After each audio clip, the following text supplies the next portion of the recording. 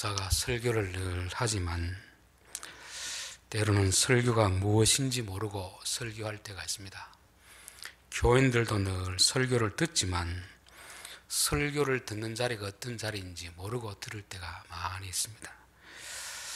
지난주에 고넬료가 한마디로 정의를 내려놨습니다. 우리는 주께서 당신에게 명하신 모든 것을 듣고자 하나이다. 설교자는 하나님이 설교자에게 주신 그 말씀을 성도들에게 전해주는 것이 설교입니다. 성경을 보고 준비하는 가운데 성령께서 깨닫게 해주신 그 부분을 성도들에게 전해주는 것이 저는 설교라, 그렇게 저는 믿습니다. 또 성도들도 설교를 들을 때 한 사람의 말을 듣는 것이 아니고, 목사의 말을 듣는 것이 아니고, 하나님께서 설교자를 통해서 우리에게 말씀하시는구나, 그런 마음으로 들으면 성령께서 역사하십니다. 저는 다윗이 돌팔매를 던져가지고 골리앗을 넘어뜨렸잖아요. 과연 다윗의 힘으로 그럴 수 있을까? 저는 그렇게 믿지 않습니다. 골리앗도 다 이 무장을 하고 투구를 쓰고 오잖아요. 그런데 그 던지는 아이의 돌팔매를 피할 수 있지 가만히 맞고 있지는 않을 겁니다. 그런데 다윗은 믿음으로 돌을 던지니까 다윗의 손을 떠난 돌은 그때부터 하나님이 들어가지고 골리앗의 머리를 치는 것입니다. 저는 설교자의 입을 나간 이 소리는 우리 가운데 있는 성령께서 우리 성도들의 심령에 새겨주는 말씀이다. 저는 그렇게 믿습니다. 제가 여러분에 들리는 소리가 아니고 성령께서 설교자의 입에서 나온 그 말을 가지고 성도들의 마음에 심을 수도 있고 성도들의 마음속에서 튕겨날 수도 있는 것입니다. 그래서 설교를 들은 항상 하나님 앞에 서 있다. 그리고 또 설교하는 자는 하나님께서 내게 주신 말씀을 내가 전한다, 이런 마음을 가지고 써야 됩니다. 그래서 저는 설교를 준비하면서 하나님 내게 주신 말씀이 많을 때는 빨리 막 설교 시간이 안 돌아오나, 그런 마음이 들고, 어떨 때는 깨달음이 없을 때는 또 설교 시간이 오나, 그런 두 가지 마음이 다 있습니다. 그래서 어떨 때는 빨리 이게 밥으로 말하면 이 따끈따끈한 거 식기 전에 빨리 전해주고 싶은 마음이 있고, 어떨 때는 아이고 이 준비가 너무 덜 됐는데 식은 밥 내놔야 되나, 그런 마음도 있습니다. 자, 그래서 저는 고넬료가 한 그 말씀이 바로 설교에 대한 정의이고 성도들이 설교를 듣는 자리가 어떤 자리인가를 말씀해 준다고 저는 믿습니다. 자, 오늘 42절 우리에게 명하사 백성에게 전도하되, 전도라는 말은 길거리에 있는 사람들에게 전하는 게 아니고 설교하다, 이 말입니다. 백성들에게 설교를 하는데 무슨 내용을 설교할 것인가, 그 두 가지 내용이 있습니다. 42절에는 하나님이 살아있는 자와 죽은 자의 재판장으로 정하신 자가 곧 이 사람인 것을 증언하게 하셨고, 살아있는 자와 죽은 자를 재판하는 분이 누구라는 겁니까? 예수님이 재판장이다. 세상의 재판장은 살아있는 사람만 재판할 수 있습니다. 죽은 자는 재판하지 못합니다. 아무리 그 사람이 죄가 많아도 자살해버리거나 죽어버렸으면 더 이상 죄를 물을 수 없습니다. 왜? 인간 법정에서 최고의 구형이 뭡니까? 사형이잖아요. 사형. 그렇죠. 이미 스스로 목숨을 끊었는데 더 이상 할 수가 없습니다. 근데 하나님은 죽은 자도 심판하신다.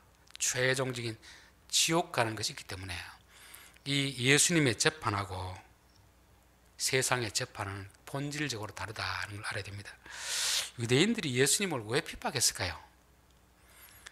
예수님이 최종적으로 마지막 재판자인 걸 알았더라면 예수님을 무시할 수 있었겠습니까? 그렇게 못합니다. 몰랐기 때문에 그렇습니다. 제가 중등부를 맡을 때 그 교사 중에 한 분이 그때 한 30대 후반이었습니다. 키도 한 저와 비슷하고 덩치는 저보다 더 왜소한데 바깥에 나가면 조폭들이 거기 가서 영감님 이렇게 합니다. 왜 그렇게 하겠습니까? 덩치가 막 이런 조폭도 그 사람 지나가면 영감님 그렇게 합니다. 그분이 검사거든요. 검사. 이렇게, 야, 검사란 저 권한이 저만큼 크구나. 그래서 김천지청에 있을 때 보면은 시장도 그 앞에 가면 고개를 푹 숙여립니다. 심지어 국회의원도 그 앞에 가면 고개를 숙여요. 조폭도 그 앞에 고개를 숙입니다. 왜 그렇겠습니까?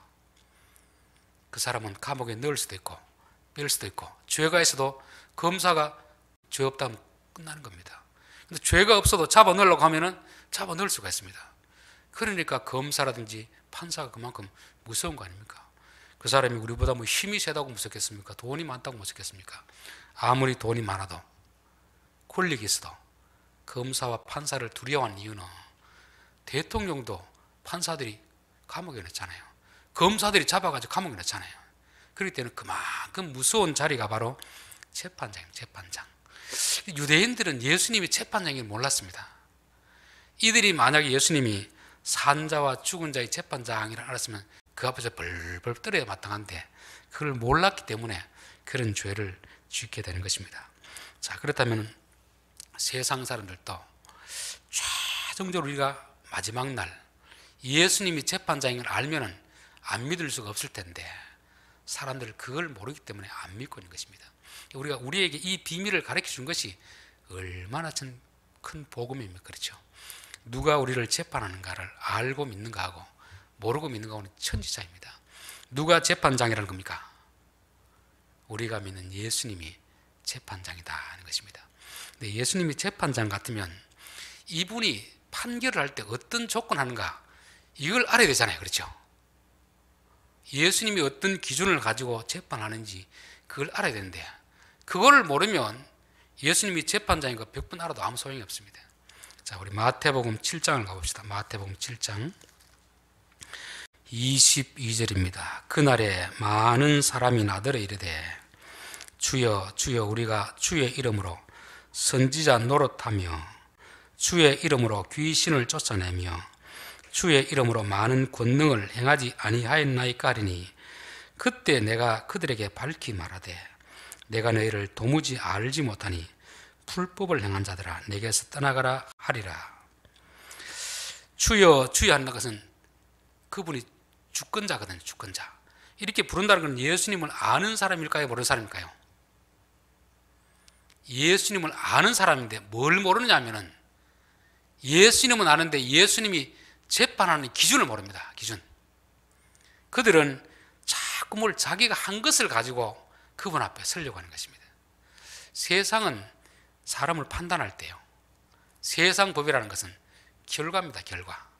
마음속으로 내가 아무리 상대방을 미워해도 안 때리면 죄가 없습니다. 속으로 미워하니까 죄가 안 됩니다. 여러분 누가 미워했다고 해서 고소하면 고소가 됩니까? 안 됩니까? 한 대 때려가지고 전치 몇 조가 나온다든지 사람이 죽었다든지 이렇게 해야 죄가 되지 겉으로 드러나는 게 없으면 죄가 안 됩니다. 법은 결과입니다. 결과. 동기가 아무리 악하더라도 행동을 안 하면 죄가 안 돼요.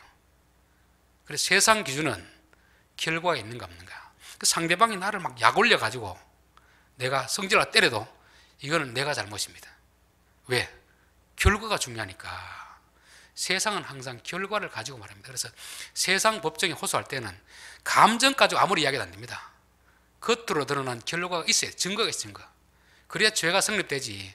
속으로 미워하고 서로 싸우고 그건 세상 법정에서는 고소거리가 안 돼요. 그런데 예수님 뭘 보느냐?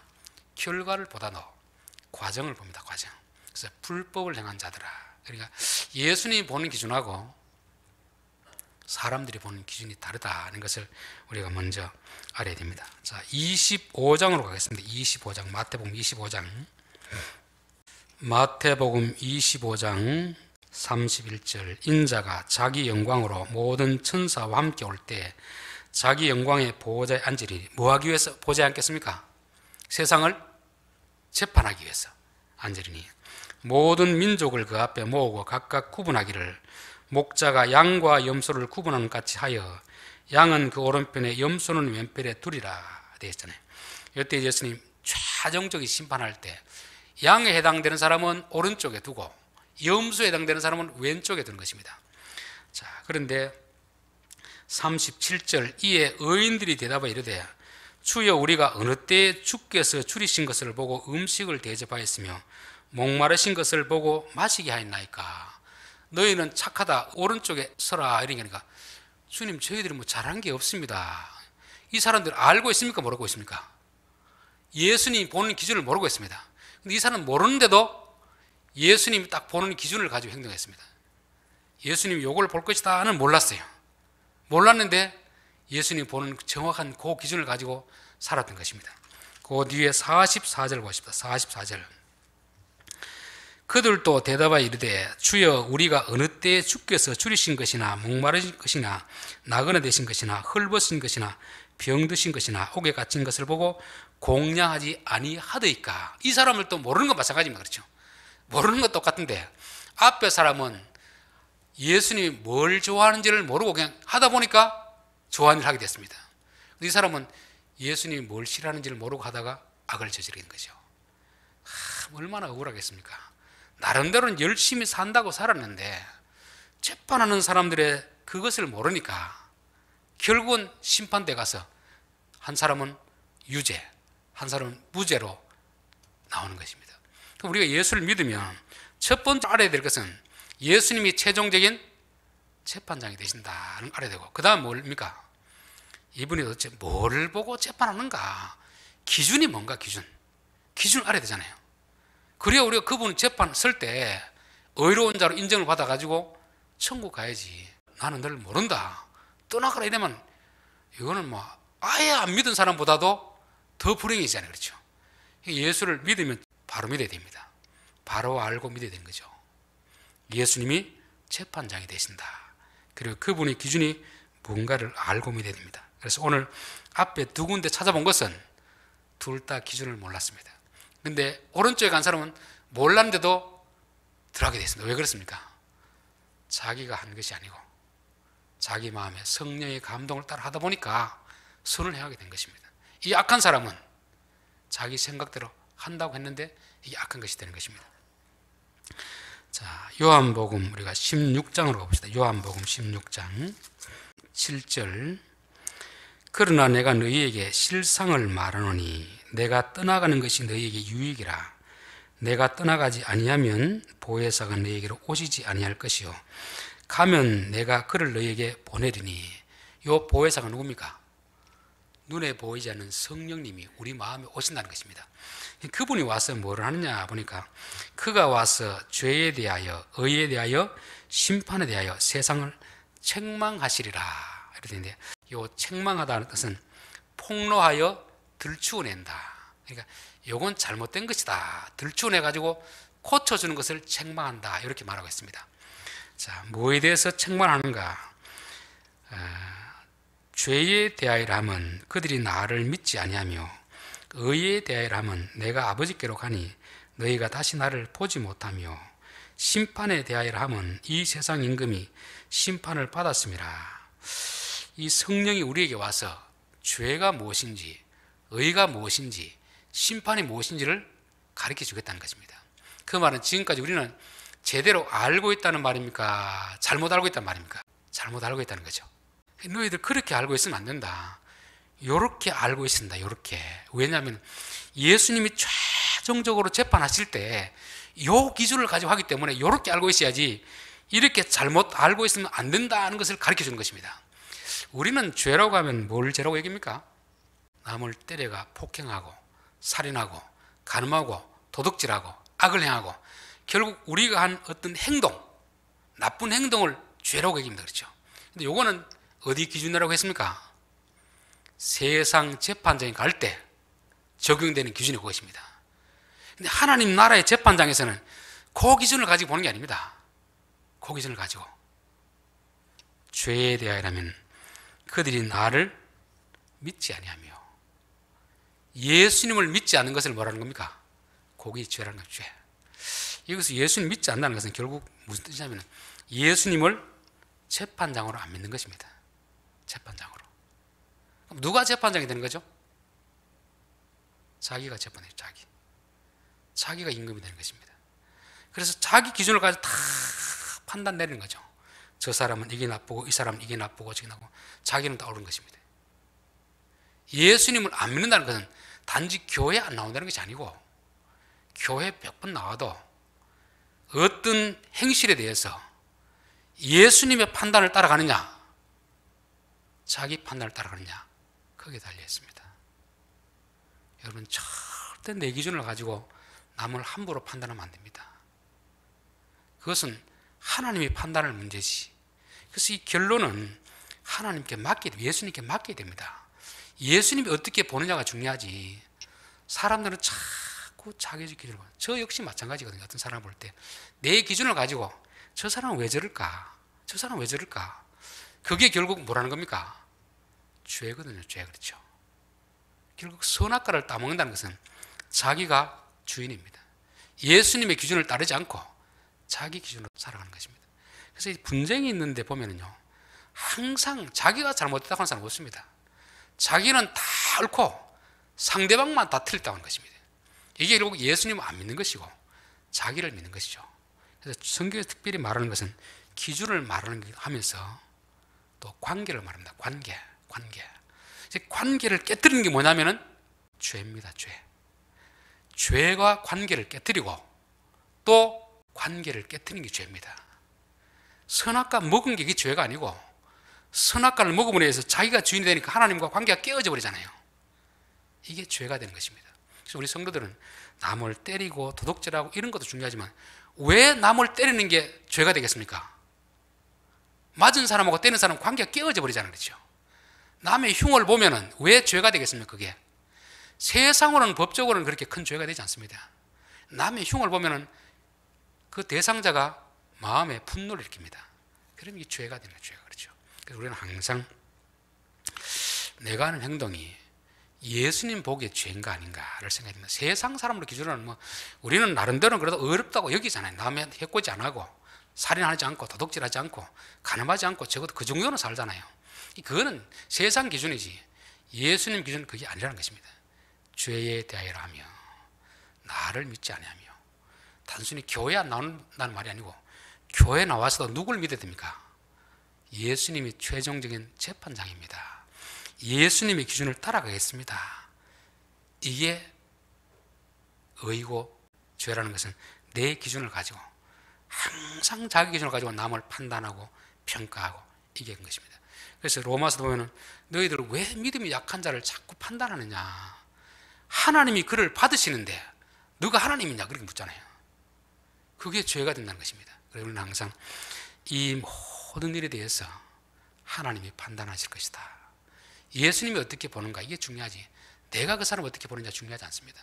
내가 생각은 할 수 있는데 내 기준을 가지고 이 사람은 옳다 나쁘다 이게 죄가 되는 것입니다. 그리고 우리는 항상 말 한마디를 할 때도 관계를 깨뜨리는 말을 안 해야 됩니다.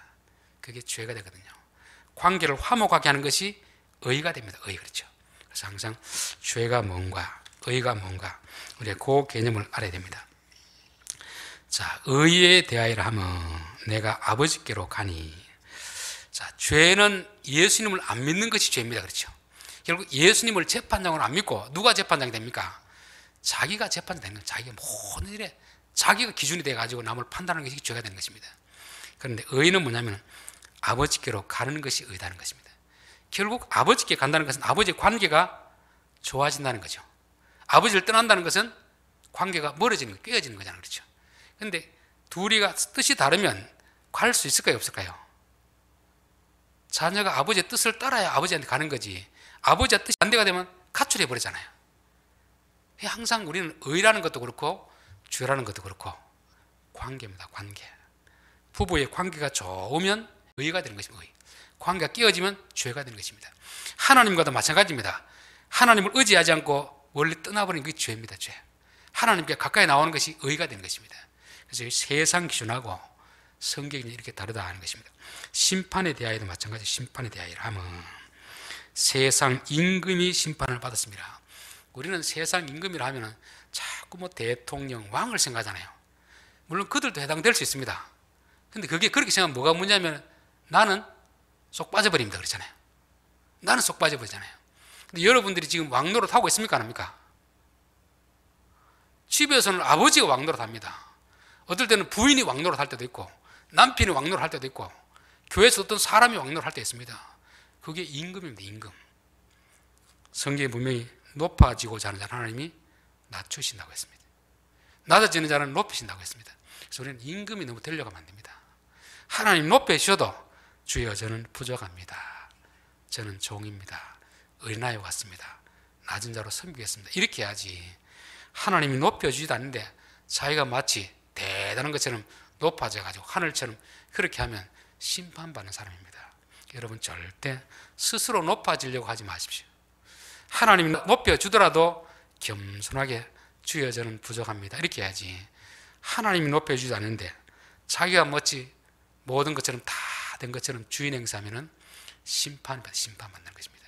그래서 오늘 성령이 우리 가르치는 것은 세상이 말하는 죄와 예수님이 보는 죄는 다르고 세상이 말하는 의와 성경이 말하는 의는 다릅니다. 항상 우리는 성령이 뭐를 죄로 여기는가, 뭐를 어려 여기는가, 뭐를 심판으로 여기는가, 우리가 그것을 알아야 됩니다. 그래서 관계를 깨뜨리는 것은 이게 죄가 됩니다. 죄를 지으면 관계가 깨어집니다. 관계가 좋아지는 것이 의가 되고 이게 화평이 되고 복이 되고 그런 것입니다. 그래서 우리는 항상 예수님 앞에 설 때 세상 기준이 아니라 하나님의 기준을 가지고 서야 될 줄 믿습니다. 예수를 믿는 사람에게 뭐를 준다고 했습니까? 죄 사함을 준다. 죄 사함. 우리는 내가 죄를 짓고 용서받으려면 어떻게 해야 되죠? 벌금을 낸다든지 감옥을 산다든지 그렇게 되잖아요. 근데 예수님 앞에 죄 사함은 그렇게 안 됩니다. 우리가 가진 것으로 용서를 받을 수 없어요. 오직 뭘로만 받습니까? 예수를 믿음으로. 예수를 믿음으로. 그래서 출애굽할 때 6월절 어린 양을 잡은 것은 하나님 나라에서 최종적으로 재판 때 어떻게 우리가 용서함 받는지 그걸 보여주는 것입니다. 우리가 뭐 의로운 일을 했다고 되는 게 아니고 예수를 믿고 피를 문설주에 발랐냐. 여기 이제 세상의 법칙하고 하늘나라의 법칙이 다른 것입니다. 그래서 판단하는 기준도 다르고 용서는 기준도 다르고 있습니다. 그래서 우리 새벽에 우리 계속 물두멍에 대해서 배우는데요. 회개가 얼마나 귀한 것인가. 회개가. 누구나 죄는 지을 수 있지만 하나님 앞에 나와서 내 죄를 붙들고 기도하는 것이 가장 어떻게 보면 참 거룩한 행동입니다. 하나님 보시기에는 의로운 행동이죠. 자, 44절 베드로가 이 말을 할 때 성령이 말씀 듣는 사람에게 내려오시니 아마 모든 설교자들의 바람이 이게 아닐까 싶습니다. 설교를 할 때 성령께서 그 마음이 역사하게 됩니다. 목사가 말을 아무리 잘해도 성령이 역사하지 않으면 은혜가 되지 않습니다. 목사는 간절히 바라는 게 하나님 제가 깨닫게 주신 걸 전하는데 저만 홀로 두지 마시고 그 자리에 성령께서 임하셔서 듣는 사람들의 마음에 역사해 주십시오. 그런 기도를 늘 하게 되는 것입니다. 저만 하는 것이 아니고 듣는 성도들도 마찬가지입니다. 하나님 오늘 설교자를 통해서 설교할 때 성령께서 역해 주십시오. 그래서 말씀과 성령은 똑같이 가는 것입니다. 그래서 여기 보면은 성령님이 가만히 지켜보고 있다가 베드로가 하는 설교가 지금 너무 마음에 딱 들어맞는 말을 하거든요. 그러니까 막 뜻이 막 역사해버린 것입니다. 그래서 우리가 말씀을 듣다가 성령이 꼭 역사하기를 우리가 간절히 기도해야 될 줄 믿습니다. 자, 이거 또 하나 어떤 생각이 들었냐면 우리들이 보통 이제 저도 어렸을 때 교회를 다녔기 때문에 성령을 받는 그런 과정 어떤 공격 패턴이 돼 있잖아요. 패턴 그렇죠. 중고등부 때 수련회 가가지고 성령 받았다 이렇게 하잖아요. 근데 그 과정은 하나입니다. 처음에 가면은 막 찬송을 막 힘있게 하잖아요. 그렇죠. 그 다음에 또 설교를 듣고 아멘 아멘 하고 그 다음 뭐랍니까? 자, 이제부터 불을 끄고 주여 삼창하겠습니다. 음악을 틀어가지고 막 부르기를 고조시켜가지고 막 정신이 혼미하게 해가지고 막 그러다 입에서 막 랄랄라도 나오고 막 방언 터지고 막 이러면 성령 받았다 막 하는 것입니다. 저는 왜 이 한국 교회에 성령 받는 것과 성경에서 성령 역사가 이렇게 다를까 참 고민했던 적이 많이 있습니다. 그것은 우리가 성령님을 너무 모르기 때문에 그렇다. 너무 모르기 때문에 열왕기상 18장에 보면 엘리야와 바알 신들과 대결하는 장면이 나옵니다. 우리가 한번 기도해보자. 누가 진짜 신인지. 그런데 이 바알 신을 섬기는 제사장들은 막 구슬하고 광란을 하면서 막 자기 몸을 자해하면서 하는 것입니다. 전혀 역사하지 않습니다. 그런데 엘리야는 기도만 하니까 하늘에서 불이 내려버리잖아요. 저는 생각할 때 성령 받기 위해서 우리가 간절한 마음을 가지는 좋은데 비이성적으로 마치 무당이 굿하듯이 그렇게 하는 것은 뭔가 좀 안 맞는 것 같아요. 뭐 남들은 어떻게 볼지 몰라도 저도 기도원에 많이 다녀봤지만 꼭 성령 운동한다는 데는 이 베드로가 그냥 설교할 때 성령 확 이런 게 임하는 게 아니고 꼭 불 끄고 주여 삼창을 하고 막 밴드 연주를 시끄럽게 해가지고 막 기도를 한 30분 해도 안 임하고 그래서 막 목이 쉴 정도로 막 그렇게 해야 마치 임하는 것처럼 왜 이렇게 되었을까 한번 좀 가만히 생각해 보니까 제가 신학을 하기 전에는 몰랐을 때는 성령님을 잘 몰라서 그런데 우리 안에 있는 이 무속신앙 이거하고 너무 짬뽕이 되어 있구나. 말은 성령을 구하는데 사실은 무당이 꼭 무당 같은 비슷한 그런 것을 구할 때가 아닌가 그런 생각을 해봤습니다. 여러분 성령님을 받기 위해서는요 어디 용한 데 가야 받는 게 아닙니다. 말씀을 사모하는 자에게 하나님이 또 말씀이 전해지는 자에 그 자리에서 성경을 읽다가 그렇게 하는 것입니다. 여기서도 제가 베드로 같으면 아무 좀 자존심 상했을 것 같아요. 설교가 다 끝나고 여러분 이제 기도합시다. 제가 가서 일일이 안수해 주겠습니다. 이렇게 손에 탁 얹는 순간 기도하는 순간 불이 확 임해야 그래야 누가 좀 멋있어 보입니까? 제가 멋있어 보이지 않은 거죠. 근데 막 설교가 이제 막 시작하는데 막 성령이 막 내려버리니까 자존심이 좀 서지 않을 거 아닙니까? 그거 내리고 안 내리고 어차피 성령님 하시는데 조금 타이밍만 조금 맞춰가지고 베드로가 열심히 설교하고 이제 기도합시다. 우리 성령 받기로 기도합시다. 이렇게 딱 해놓고 나서 여기 땅 해가 딱 내리면 누가 한 것처럼 느껴집니까? 베드로가 한 것처럼 느끼잖아요. 그럼 베드로도 좀 자존심 살고 좋을 텐데 그렇게 하지 않습니다. 시작할 때, 말할 때 그때 내리는 이유는 뭐냐면 성령은 어떤 사람의 조정을 받는 분이 아니라 하는 것입니다. 그래서 고린도전서 12장에 보면 이 모든 일을 같은 한 성령이 행하사 그의 뜻대로 각 사람에게 나누어 주시는 것이니라. 누구의 뜻대로? 성령님의 뜻대로 나누어지는 거지. 앞에서 강사가 이분에게 은사를 주십시오 한다고 주는 게 아니고 우리가 원한다고 주는 게 아니고 성령이 보시고 이 사람이 내가 이런 은사를 주는 게 교회 유익에 좋겠다 싶으면 주는 겁니다. 물론 구해야 되겠지만 근데 성령의 뜻대로 주는 것이지 어디 가면 누구에게 가면 그거는 제가 봤을 때 성령을 몰라도 너무 모르는 것이다. 저는 그렇게 믿습니다. 45절 베드로와 함께 온 할례 받은 신자들이 이방인에게도 성령 부어주심으로 말미암아 놀라니 이들은 깜짝 놀랐습니다. 자기들이 지금까지 알고 있던 상식, 편견은 뭐냐면은 성령은 누구에게 역사합니까? 유대인들에게만 역사합니다. 유대인들에게. 그런데 와보니까 지금 누구에게 역사하고 있습니까? 로마 사람들에게 지금 성령이 임하고 있잖아요. 이럴 수가 있는가? 내가 알고 있는 지식과는 완전히 반대거든요. 그래서 그 자리에서 완전히 편견이 끼어지는 그런 순간입니다. 우리들도 이제 오랫동안 신앙생활을 했으면 알게 모르게 편견이 쌓여 있습니다.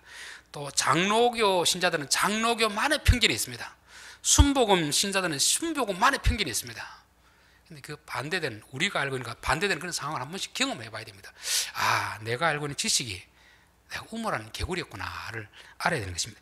그래서 여기서도 하나님께서 이방인들에게 성령을 부어주신 것은 1차적으로 누구를 위해서? 고넬료 가정을 위해서 부어주셨습니다. 믿음의 확신을 주기 위해서 부어주신 것이죠. 그러나 또 더 본질적인 이유는 뭐냐면은 누구의 편견을 깨뜨리기 위해서? 할례받은 유대인들의 편견을 깨뜨리기 위해서 하는 것입니다. 성경에 보면 많은 기적들이 있습니다. 병자를 고쳐주고 있는데 그 내용들을 차근차근히 보면요, 예수님 앞에 온 병자들을 고쳐주는 것도 목적이 있지만 더 중요한 것은 그것을 제자들로 보게 해가지고 예수님이 진짜 메시아님을 믿게 하는 것입니다. 그래서 요한복음 2장에 보면은 고린잔치 물을 포도주로 만드는 기적이 일어나잖아요. 그런데 물도온 하인들은 알지만 예수님은 안 믿습니다. 기적만 경험한 거죠. 그런데 제자들은 그걸 보고 나서 제자들은 예수님을 믿더라 되었습니다. 그러니까 가나 혼인잔치의 기적은 결국은 그 집에 잔치집에 부족한 걸 채워주는 것보다 더 중요한 건 뭐겠습니까? 제자들에게 믿음을 주기 위해서 그런 것입니다. 우리가 어떤 현상을 보는 게 중요한 거 아니고, 아하, 이것을 통해서 하나님이 이렇게 역사하는구나, 우리의 편견을 깨트리는구나, 이걸 알아야 됩니다. 자, 그런데 이들이 성령 내린 것을 어떻게 알았습니까? 10장 46절, 이는 방언을 말하며 하나님 높임을 들음이더라 이렇게 있습니다.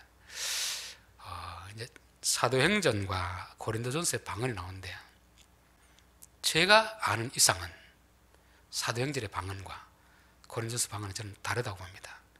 성령님은 같지만 나타나는 현상은 분명히 다르다고 봅니다.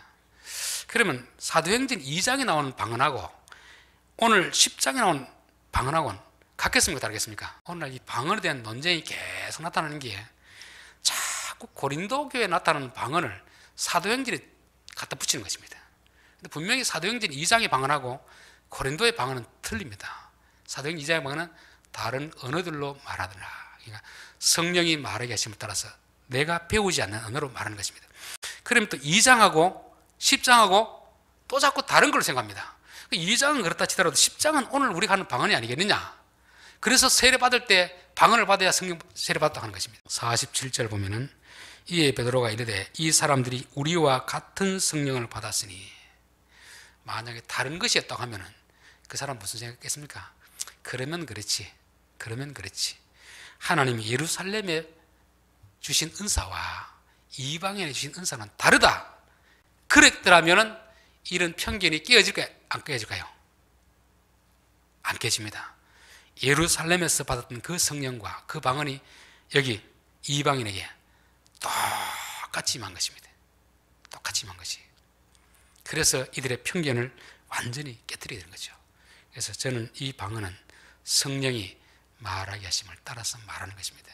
그게 영어가 되었든 중국어가 되었든 내가 배우지 않는 언어, 이들은 지금 로마 라틴어를 쓰고 있던 사람들이 갑자기 입에서 히브리어 방언이 막 나온다든지 헬라어 방언이 나온다든지 그렇게 하는 것입니다. 그것을 베드로가 경험한 자잖아요. 베드로가 뭐라고 합니까? 우리와 같은 똑같은 방언을 하는구나. 그래서 그가 가진 편견이 깨뜨려지는 것입니다. 야, 하나님은 이방인도 차별하지 않는구나. 은혜를 주시는데, 성령의 은사를 주시는데, 방언을 주시는데, 사도행전 2장의 방언과 똑같은 방언을 이 로마인에게도 주시는구나. 그래서 편견이 깨어지는 것입니다. 자, 그래서 누가 능히 물로 세례 베품을 그 말이요. 성령 세례는 성령 우리 각 사람이 역사하는 것입니다. 그렇죠? 이건 개인적인 것입니다. 개인적. 물론 뭐 그 단체적으로 다 했더라도 개별적으로 역사를 개별적으로. 그러나 이제 물 세례는 공적인 것입니다. 공적인 거. 교회 앞에서 이렇게 행하는 것은 교인들 앞에서 내가 믿음이 있다는 것을 공적으로 나타내 보이는 것입니다. 이 성령을 아는 것은 개별적인 것이에요. 남들은 잘 모릅니다. 알 수도 있지만 모를 수도 있어요. 그래서 물세례를 받든 성령세례를 받든 우리가 두 가지가 다 있으면 온전해집니다. 그렇죠? 내가 아무리 성령세례를 받았다 하더라도 교인들에게 인정을 못 받으면 교회에서 아무런 투표권이 없습니다. 성찬식에 참석을 못 합니다. 그렇죠? 또 물세례를 받았는데 성찬에 참석하고 투표 나는데 정작 내 마음에 성령의 세례가 없으면, 진짜 믿어지지 않으면 그 믿음은 뭔가 좀 문제가 있는 믿음이거든요. 순서는 어느 것이 앞이냐 뒤냐는 이거는 우리가 표준화 시킬 수가 없습니다. 어떤 사람은 이렇게 성령 세례를 받고 진짜 믿음을 가지고 세례 받는 사람도 있고, 어떤 사람은 세례 받는 순간에, 물 세례를 받는 순간에 성령 세례 임하는 사람도 있고, 어떤 세례는 성령 세례를 받고 나중에 임할 수도 있기 때문에 순서는 우리가 그렇게 딱 이거 정답이다 그렇게 못하는 것입니다. 그래서 보면 성경에 보면 성령이 역사할 때는요 다양하게 역사합니다. 어떤 사람이 이렇게 역사하고 저렇게 역사하고 그렇기 때문에 그 왜 그렇게 하냐면은 성령 받는 것을 표준화 시키지 마라. 표준화. 어떤 사람은 성령의 음성을 듣는 비법, 방언을 받는 비법, 이걸 자꾸 그렇게 하는데 그 자체가 아주 위험한 발상입니다. 성령님은 사람에게 매이지 않습니다. 자신의 의지대로 역사하는 분이 성령이기 때문에 그렇습니다. 결론입니다. 자, 오늘 베드로가 전하는 내용은 두 가지입니다. 핵심은 두 가지. 첫째는 예수님이 산자와 죽은 자의 재판장이다. 그리고 재판의 기준이 뭔가? 세상 재판장이 하는 기준과 하나님이 하는 기준은 다르다는 것입니다. 그렇죠? 세상 사람들은 뭘 기준한다고 했습니까? 겉으로 드러나는 행동, 증거. 그러나 예수님은 우리의 속 사람, 속 동기를 보는 것입니다. 그래서 우리가 의에 대해서, 죄에 대해서, 심판에 대해서 말씀했습니다. 예수를 믿는 사람에게 뭐를 준다고 했습니까? 죄의 사함을 준다. 죄의 사함. 오직 뭘로만 받습니까? 예수를 믿음으로. 예수를 믿음으로. 그래서 출애굽할 때 6월절 어린 양을 잡은 것은 하나님 나라에서 최종적으로 재판 때 어떻게 우리가 용서함 받는지 그걸 보여주는 것입니다. 우리가 뭐 의로운 일을 했다고 되는 게 아니고 예수를 믿고 피를 문설주에 발랐느냐. 여기 이제 세상의 법칙하고 하나님 나라의 법칙이 다른 것입니다. 자, 말씀과 성령. 말씀이 전해질 때 성령이 역사하고, 때로는 기도할 때 성령이 역사하고, 때로는 우리가 찬양할 때도 성령이 역사하고, 그건 알 수가 없습니다. 그것은 그분의 의지에 나타나는 거지, 이렇게 된다 저렇게 된다, 이 어떤 법칙을 세우는 자체가 성령님을 자기 의지 안에 가두려는 그건 아주 위험한 발상입니다. 그래서 우리가 항상 성령님 우리에게 역사하도록, 우리가 길을 갈 때도 역사할 수도 있고, 잠자리에 누울 때도 역사할 수 있고, 말씀을 들을 때도 역사할 수 있고, 기도할 때도 역사할 수 있고, 찬양할 때도 역사할 수 있고, 그거는 아무도 모르는 것입니다. 그래서 오직 성령님의 의지로 되어지는 것입니다. 자, 이방인들에게 편견을 깨뜨리기 위해서, 그래서 우리가 아무리 똑똑하다고 해도 나만의 편견이 있습니다. 편견, 그렇죠? 나만의 편견. 그래서 항상 이 편견을 깨뜨려야 자꾸 생각이 폭이 넓어지고, 나와 생각이 다른 사람도 포용할 수 있는 포용. 내 생각에 갇혀 있으면 항상 자기 기준을 가지고 남을 판단하게 되어 있습니다. 그럼 우리가 생각의 편견을 깨뜨리면, 예수님은 이분을 어떻게 보실까? 나는 이 사람이 잘못됐다고 보는데 예수님은 어떻게 보실까? 그래서 예수님의 기준에 맞춰가는 것이 이게 의가 되는 거예요. 의가, 그렇죠? 자, 그리고 성령 세례와 물 세례. 자, 여기서 성령 세례라는 것은 그들에게 믿음의 확신을 주는 그런 것입니다. 이 방언은 분명히 고린도의 방언과는 저는 다르다고 봅니다. 이 방언은 사도행전 2장의 방언과 저는 같다고 봅니다. 왜? 베드로가 그렇게 표현하고 있으니까 우리에게 주신 것과 똑같은 성령을 이들에게도 부어주시는구나. 그래서 이거는 뭐 방언을 했냐 얘는 그런 걸 말하는 게 아닙니다. 지금 하나님은 차별 없이 동일하게 대하시고 동일하게 구원하신다. 이 말씀을 가르쳐 주시는 것입니다. 기도드리겠습니다.